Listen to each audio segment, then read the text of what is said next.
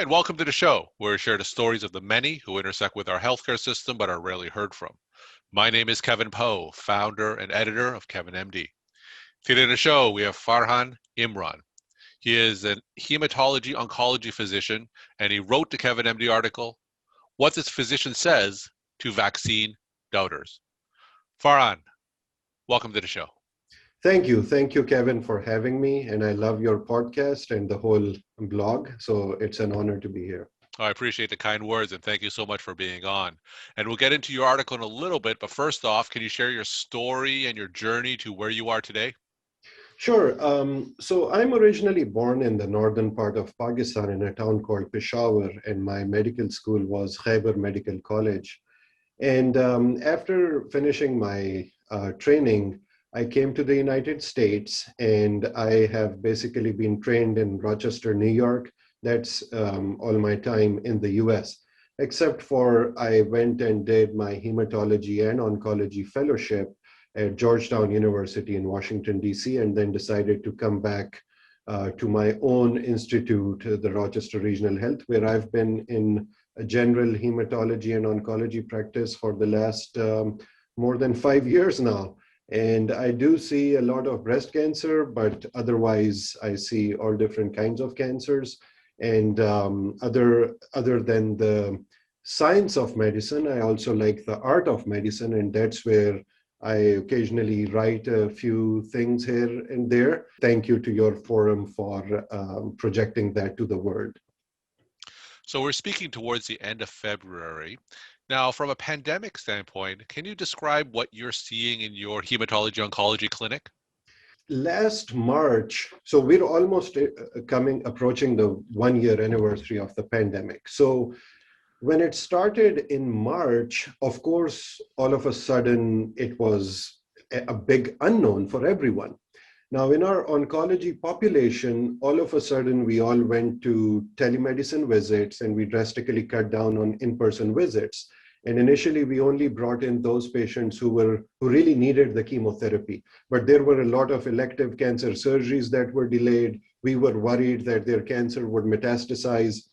But then, fortunately, where I am in our Monroe County, Western New York, the numbers initially didn't go that high.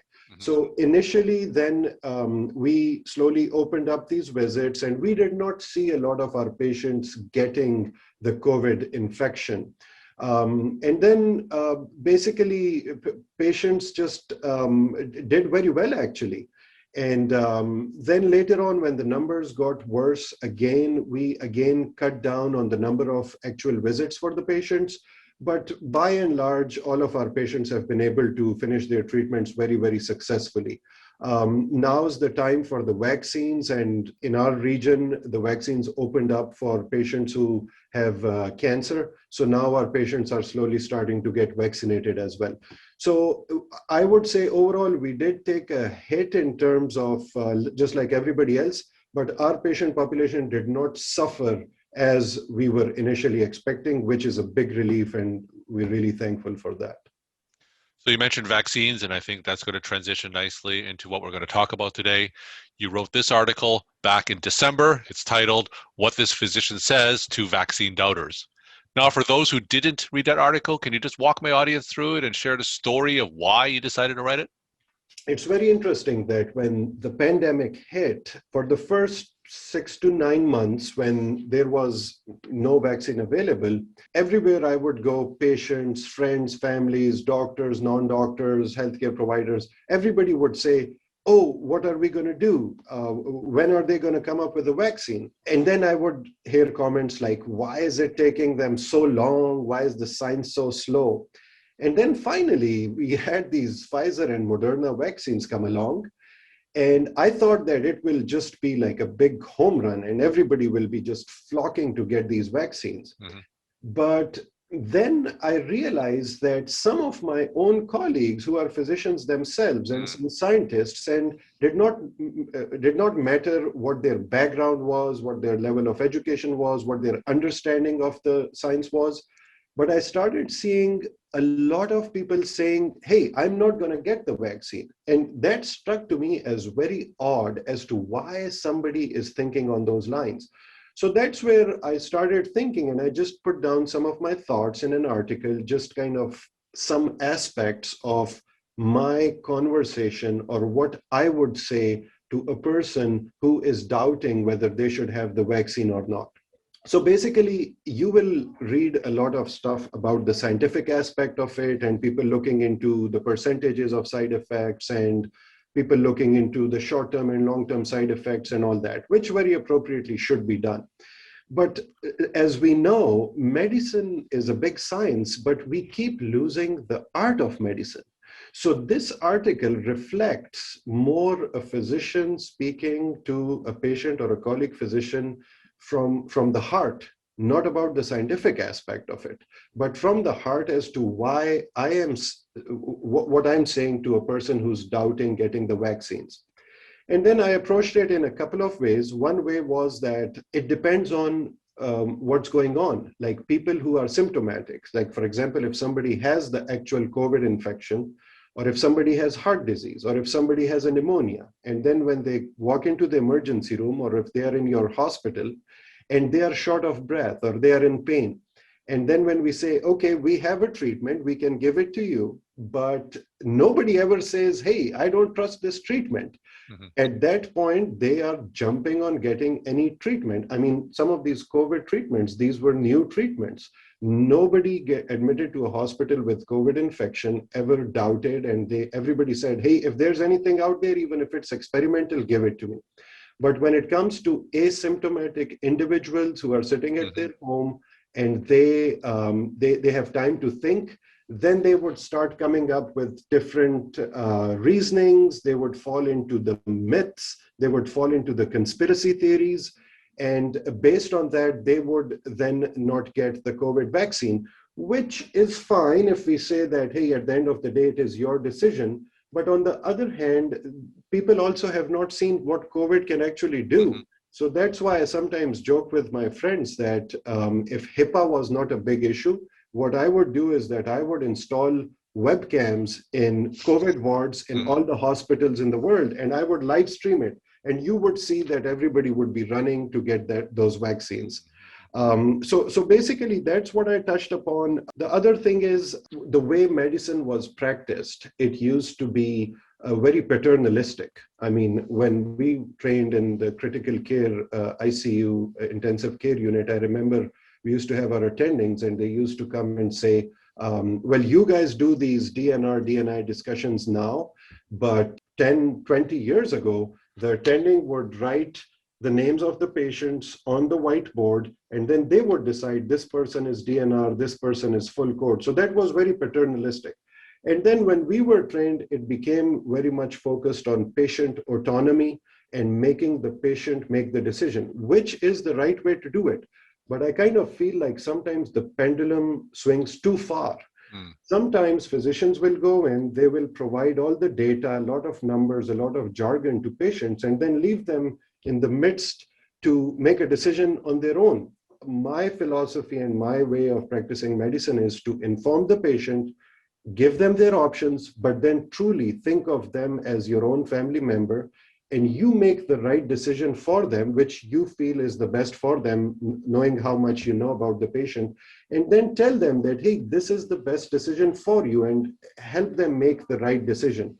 So along the same lines, I said in my article that if I, as a physician, have decided to get the vaccine myself, if I'm going to vaccinate my children, and if you're my patient and in my heart there's nothing but well wishes for you, then you should trust me to build a trust that you should get vaccinated as well. So this is kind of like an overall summary of my article. So when you talk to your colleagues and some patients and they have some reservations about the vaccines, what are some of those reservations and the reasons behind them? The big one, which I totally understand, is that the vaccines were not studied well enough. And how could they come up with a vaccine so fast? And it's too new. And I'm not going to be the first person to get it. I'm going to see if some other people get it and how they do. So that's one of the big concerns. Other people are worried about side effects, but it's reasonable to tell the folks that, first of all, the science is not new. The researchers have been working on it for a lot of years. It's just that the research was really expedited during these emergent times. And then also, when we talk about side effects, there are short-term and long-term side effects. So for short-term side effects, we have thousands of patients in the clinical trials who went through the vaccine and they had only, what to say, minor or moderate side effects. And there are so many new drugs coming out in oncology and in every other discipline where drugs have been researched in much smaller studies, but then they get approved by the FDA and then they are given, and we don't see any major problems. And then comes to the point of long-term side effects. So that's true for any medicine that comes out there, that, hey, if there's a new drug that was approved by the FDA 6 months ago, I'm giving it to you, but it has not been studied. We don't have 20 years data on that. So if we start doing that for every new drug that comes out there, then, that's almost every drug. So these are some of the reasons which I reason with folks who doubt whether they should get the vaccine or not. We're talking to Farhan Imran. He's a hematology oncology physician, and he wrote the Kevin MD article, What This Physician Says to Vaccine Doubters.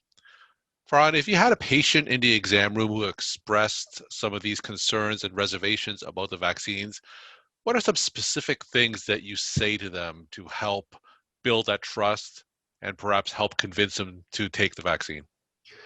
So initially, of course, I do tell them, I go through the clinical trials and kind of go over them and just review with them some of the side effects which are very tolerable and not major.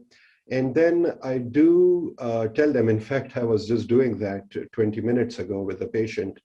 I tell them that many people who are quarantined or now working from home or not really socially interacting as much, they are not seeing with their own eyes the catastrophe that this virus has caused. And people usually think about mortality, but they kind of forget about the morbidity, meaning they say, hey, the mortality is very low and chances are I may get the virus, but I may not die from it. Well, that's one thing. But if they can see how sick people are getting from it, and then once they recover from the infection, how long-term those effects last. So the disease is very dangerous. So that's how I try to convince them that, hey, the benefit is way higher than the risks for taking the vaccine.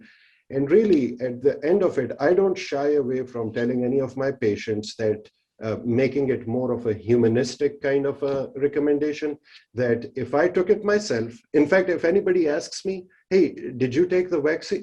Should I take the vaccine? My first answer usually is, I took it. I took it, I took both the doses, and that right there, just that short phrase just tells the patient that, hey, if the doc took it, I should take it too. So once I tell them I took it myself and I'm having my family members take it, when it's available to kids, I'll have my kids take it. So that really builds that bond of trust between me and the patient. And when you share these stories about the morbidity of COVID that patients may not be aware of, what are some of the reactions that you get from these patients that you tell? Well, people do realize how deadly it is. People do understand that it is a dangerous virus.